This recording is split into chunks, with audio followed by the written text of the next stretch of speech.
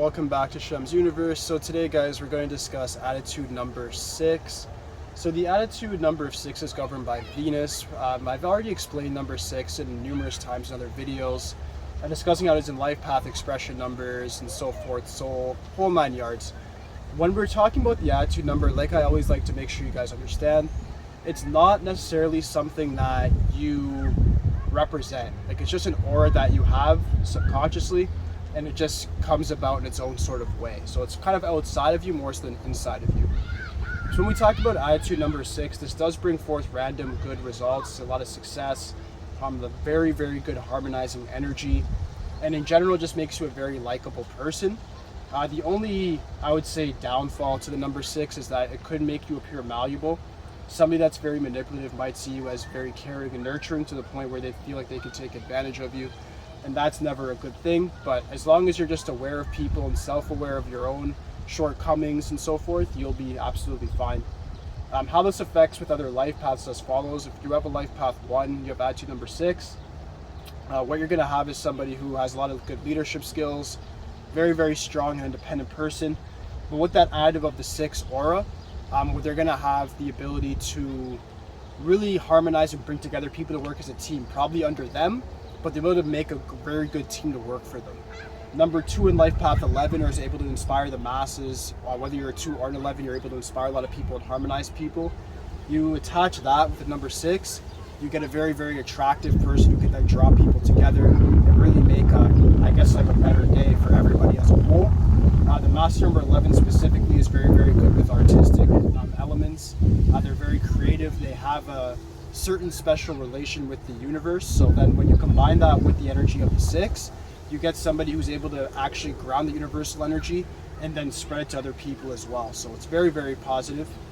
When it comes to number 3 and 6 are opposition. So number 3 is represented by Jupiter and number 6 by Venus. The number 3 is going to definitely be more overpowering just because Jupiter is indeed a bigger planet for 1. So 3 overpowers 6 for the most part. Another thing is the 6 is in a weaker position. It's in the attitude number position. So because of that, it's just going to add more of a creative element to your already artistic sort of persona. When you meet a life path 3, you know that they're into some sort of artistic pursuit, whether that be like dancing, singing, whatever, social media. It's going to have to do with something to do with that. Or if they're more serious, it could be like poems, journalism, writing, different things like that. However, with that 6 element, it's just going to bring forth the more attractiveness to what they do, and people are going to more so be drawn towards their projects. So very positive again. Number 4, 4 and 6 mix in a very interesting way. When you get Rahu or Uranus alongside Venus, you get somebody who's very organized, very pragmatic. Then you align that with the number 6, who brings forth a very harmonizing, caregiving energy.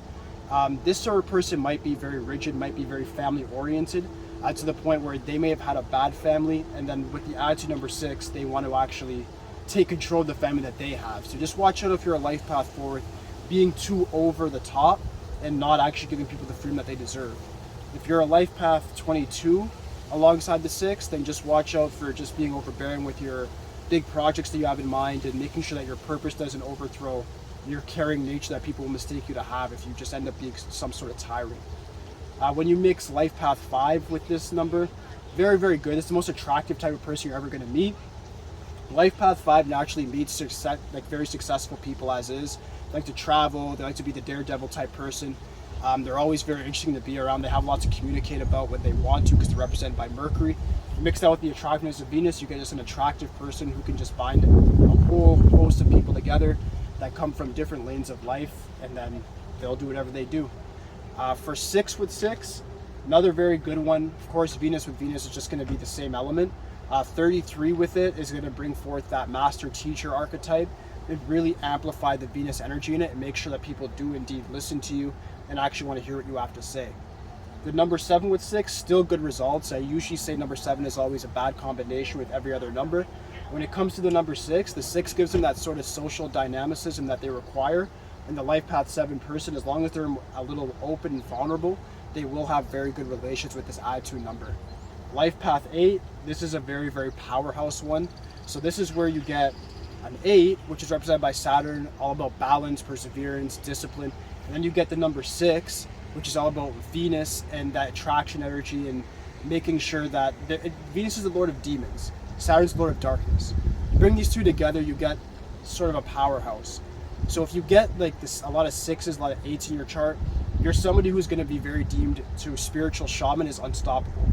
With this conjunction here, with life path 8 with attitude number 6, it's going to be somebody who's very business minded, has a very grand scale look at life, and then has the attractiveness to actually inspire other people to join them on that quest. Usually the 8 brings forth restrictions and certain things that make things hard to obtain, but when you have the number 6 there, you all of a sudden just have no problem getting what you want. It brings that good luck element to it. With 9, all part of the heavenly triads, beautiful, 3, 6, 9.